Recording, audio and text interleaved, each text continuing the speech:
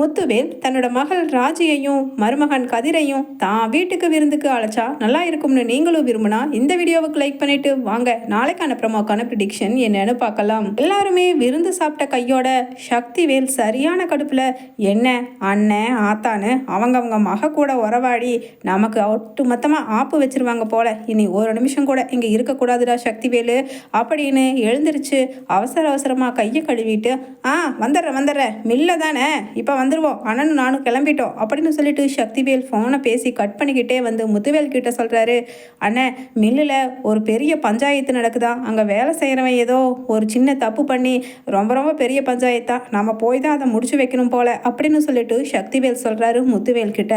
உடனே முத்துவேலோ என்னடா சக்தி சொல்கிற, சரி இரு ஒட்டுமொத்தமாக எல்லாரையும் விருந்து முடிச்சுட்டு கிளம்புவோம், அவசரமாக கிளம்புனா இவங்க என்ன நினைப்பாங்க அப்படின்னு முத்துவேல் சொல்ல உடனே சக்திவேல் சொல்கிறாரு, என்னென்ன இவங்க என்ன நினைக்கிறதுக்கு இருக்கு, என்ன அன்னைக்கு நம்ம தங்கச்சி கோமதியை கூட்டிகிட்டு ஓடுனானே அப்போ நம்ம வீட்டில் என்ன நினைப்பாங்கன்னு இந்த பாண்டியன் நினச்சானா என்ன அப்படின்னு சொல்லிட்டு இனிமேல் இங்கே நம்ம உட்காந்து பேசவே கூடாது அப்படின்னு அங்கே பேசிக்கிட்டு இருக்கவே கதிருக்கு திடீர்னு ஃபோன் வருது போஸ்ட் ஆஃபீஸில் இருந்து. என்னங்க சொல்லுங்க அப்படின்னு கேட்க உடனே தம்பி உங்கள் மிஸ்ஸஸ் தானே ராஜேஸ்வரி, அவங்களுக்கு ஒரு லெட்ரு வந்திருக்கு, வந்து வாங்கிட்டு போயிடுறீங்களா, ஏன்னா போஸ்ட்மேன் ஒரு லாங் லீவில் போயிட்டாரு, வந்தால் ஒரு வாரம் ஆகும் அதனால தான் அப்படின்னு சொல்ல உடனே கதிரும் இதோ நான் வந்து வாங்கிட்டு வந்துடுறேன் அப்படின்னு சொல்லிட்டு கதிரும் அங்கே எல்லாருக்கிட்டையும் சொல்கிறாங்க. எல்லாரும் இருங்க ஒரு 10 நிமிஷம்தான் இங்கே போஸ்ட் ஆஃபீஸ் வரைக்கும் ஒரு சின்ன வேலை போயிட்டு வந்துடுறேன் அப்படின்னு சொல்ல உடனே கோமதியோ டேய் கதிரு வரும்போது வாழைப்பழம் வெத்தலை பாக்கும் வேணுடா வாங்கிட்டு வந்துடா, அதை மட்டும்தான் நான் மறந்துட்டேன் அப்படின்னு சொல்ல உடனே பாண்டியனோ சரிதான் போ கோமதி, முக்கியமானதே எல்லாம் சாப்பிட்டு முடிச்சுட்டு வெத்தலை பாக்கு வச்சு விருந்த முடிக்கிறது தான், அதையே மறந்துட்டேன்னா எப்படி, போடா டே சீக்கிரமா வாங்கிட்டு வாடா கதிரு அப்படின்னு சொல்லிட்டு அங்க பாண்டியனும் சொல்ல கோமதி கேட்குறாங்க, ஆமா ராஜி என்னடி உனக்கு லெட்ரு வந்திருக்குன்னு சொல்லி போஸ்ட் ஆஃபீஸ்ல இருந்து கால் பண்ணியிருக்காங்க, ஏதாவது லெட்ரு உனக்கு வர வேண்டி இருக்கா அப்படின்னு கேட்க உடனே ராஜியும் யாருக்கு அத்தை தெரியும், வந்தா தான் தெரியும் அப்படின்னு சொல்லிட்டு அசால்ட்டா அம்மா நீ இன்னும் கொஞ்சம் மட்டன் வறுவல் வைக்கவா அப்படின்னு வடிவ உபசரிக்கிறாங்க. உடனே மீனா பக்கத்தில் போய் ஏமா ராஜி லூசு என்ன மறந்துட்டியா, உனக்கு போலீஸ் எக்ஸாமோட ரிசல்ட்டு இந்த மந்தில் தானே வரும்னு நீ என்கிட்ட அடிக்கடி சொல்லிக்கிட்டு இருந்த, அதுதான் வந்திருக்கும் போல அப்படின்னு சொல்ல உடனே கிடுகிடுன்னு கையெல்லாம் நடுங்குது ராஜிக்கு. அக்கா என்னக்கா சொல்கிறீங்க, இப்போ தான் நான் உலகத்தையும் மறந்து சந்தோஷமாக எங்கள் அம்மா அப்பா வந்திருக்காங்க, என் பிறந்த வீட்டு ஆளுங்க வந்திருக்காங்கன்னு, இந்த சமயம் பார்த்து இந்த லெட்ரு வரணுமா, வந்தா இங்கே யார் என்னென்ன குதிக்க போகிறாங்களோ அப்படின்னு சொல்லிட்டு பயந்த மாதிரி காலெல்லாம் படப்படன்னு இருக்க ராஜி சொல்கிறாங்க.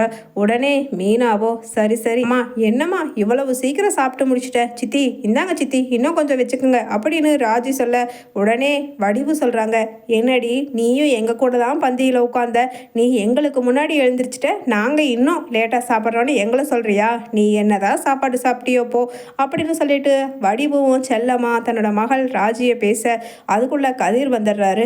உடனே அங்கே கடுப்பில் ஏற்கனவே அண்ணன் மில்லுக்கு போகிறதுக்கு நேரம் ஆச்சு, இந்த நேரம் பார்த்துட்டு தான் இந்த மாதிரி வெளுன்னு வெளுத்துட்டு இருக்கா, சீக்கிரமாக எழுந்திரிச்சு வருவாளா, என்னமோ சாப்பாட்டையும் கண்டதில்லை மாதிரி அண்ணியும் அவளும் அப்பத்தாவும் எல்லா பல்லையும் காமிச்சுக்கிட்டு சாப்பிட்டுட்டு இருக்குங்க, ஏண்டா குமார் அப்படின்னு சொல்லிட்டு சக்திவேல் அப்படியே வாய்க்குள்ள முணுமினுக்க கதிரு வந்துடுறாரு. அம்மா இந்தாங்கம்மா வெத்தலை பாக்கு பழம் எடுத்துகிட்டு வந்துட்டேன் வாங்கிட்டு வந்துட்டேன் அப்படின்னு சொல்கிறாரு.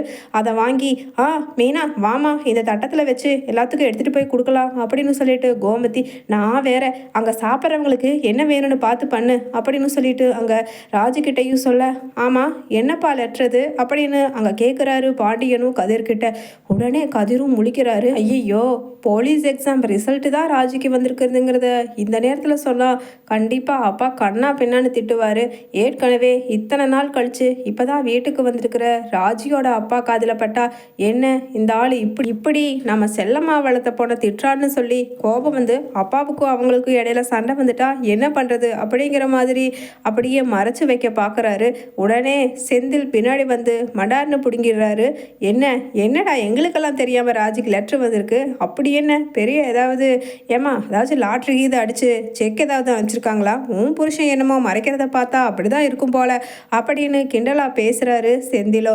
உடனே அங்க பாண்டியன் சொல்றாரு, அது என்னன்னு தான் பிரிச்சு பாருடா செந்தில் அப்படின்னு சொல்ல உடனே செந்திலும் பிரிச்சு பார்க்கறாரு. அப்போ சக்திவேல் சொல்றாரு, இங்கீதம் தெரியாத பசங்க அடுத்தவுக்கு வந்த லெட்டரை எப்படித்தான் பிரிக்கிறானுங்களோ அப்படின்னு சொல்ல உடனே ஷாக் ஆகிடுறாங்க பாண்டியனும் செந்திலோ.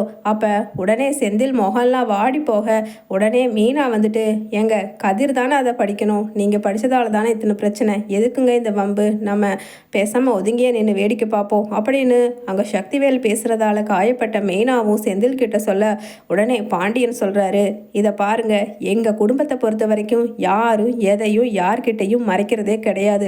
எல்லாருமே வெள்ளந்தியா எல்லார்கிட்டையும் உண்மையை பேசிக்குவோம், கஷ்டத்தையும் ஷேர் பண்ணிக்குவோம். அந்த மாதிரி தான் இந்த லெட்டரையும் கதிர் ஏதாவது நினைப்பான்னு நீங்கள் நினைக்கிறீங்களா? நிச்சயமாக நினைக்க மாட்டான். ஏன் ராஜி கூட ஏதாவது நினைக்கணும்னு நினைக்கிறீங்களா? அதுவும் இப்படியெல்லாம் நம்ம படித்ததை பற்றி தப்பாக நினைக்காது.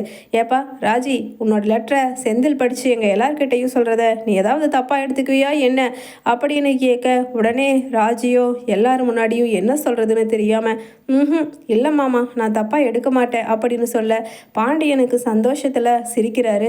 இதாங்க எங்கள் குடும்பங்கிறது.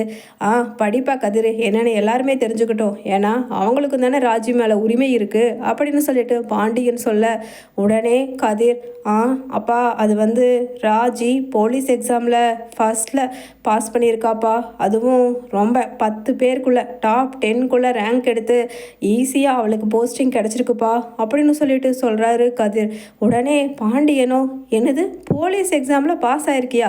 என்னப்பா ராஜி, நீ தான் எக்ஸாமே எழுத போக வேண்டான்னு நாங்கள் சொன்னோமே அப்படின்னு சொல்ல உடனே சக்திவேல் சொல்கிறாரு, அது ஏன் என்னை பொம்பளைங்கன்னா வீட்டுக்குள்ளேயே அடக்கி வச்சு சமைச்சிக்கிட்டு இந்த மூலையிலேயே கிடக்கணும்னு நீங்கள் நினச்சா அது உங்கள் பொண்ணை வேணா அப்படி பண்ணுங்க, ராஜி எல்லாம் அப்படியெல்லாம் நிறுத்த முடியாது. என்னென்ன பாருங்கண்ணே எப்படின்னு நம்ம பிள்ளைய போலீஸ் பரீட்சைக்கு அவள் சின்ன வயசுலேருந்து ஆசைப்பட்டா போகணும்னு, அதை போகக்கூடாதுன்னு சொல்கிறதுக்கு இந்த பொட்டிக்கடைக்கார பரதேசி பையனுக்கு என்ன உரிமை இருக்குது அப்படின்னு சொல்லிட்டு மெதுவாக வாய்க்குள்ளே முணங்கிக்கிட்டே சொல்கிறாரு முத்துவேல் கிட்ட. உடனே முத்துவேலோ கட்டி அணைக்கிறாரு ராஜியை. என்னம்மா, நீ போலீஸ் எக்ஸாமில் பாஸ் ஆகிட்டியா, ஐபிஎஸ் ஆகிட்டியா அப்படின்னு கேட்க உடனே அப்படியே கண்களில் நீர் வழியுது ராஜிக்கு. அப்பா, என்னாலேயே நம்ப முடியலப்பா, நான் ஆசைப்பட்டது எல்லாமே ஒன்றுன்னா அதுவும் இன்னைக்கு நாளில் இந்த நேரத்தில் எல்லாமே நடக்குன்னு நான் கூட கொஞ்சம் கூட எதிர்பார்க்கவே இல்லைப்பா அப்படின்னு ராஜியும் சந்தோஷப்படுறாங்க. உடனே வடிவும், என்னடி ராஜி சொல்கிற நீ, அப்போ பெரிய போலீஸ் ஆஃபீஸரா நீயே அப்படின்னு கேட்க உடனே மாரியும், அக்கா இனிமேல் நான் போலீஸ் ஆஃபீஸரோட சித்தி அப்படின்னு சொல்லிட்டு சந்தோஷப்பட உடனே பழனிவேலு, கை கொடுமா ராஜிமா அப்படின்னு சொல்லிட்டு அங்கே போய் கை கொடுத்து வாழ்த்துக்கள் சொல்ல பாண்டியன் மட்டும் எதுவுமே பேசாமல் உருன்னு இருக்காங்க. அதை பார்த்துட்டு கோமதியும், ஐயோ இப்போ என்ன இப்படி ஒரு தர்ம சங்கடமான சூழ்நிலையில் இப்படி லெட்ரு வந்திருக்கே நமக்கு அப்படின்னு சொல்ல உடனே கதிரும் ராஜியை கட்டி அணைச்சு வாழ்த்துக்கள் ராஜி அப்படின்னு சொல்கிறாரு.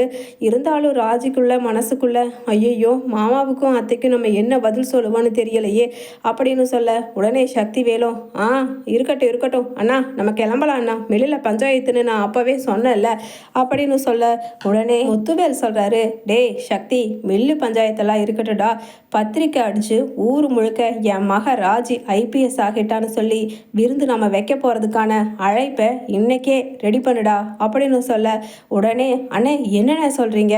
ஆமாண்டா, என் மருமகன் கதிரையும் என் மக ராஜியையும் நான் நம்ம வீட்டுக்கு அழைச்சி நம்ம சேர்ந்துட்டோங்கிறத ஊர் முழுக்க பெரிய விருந்தா, அதுவும் கெடா விருந்து போட்டு காமிக்க போகிறான் இந்த முத்துவேல்னு அறிச்சு கொடுக்க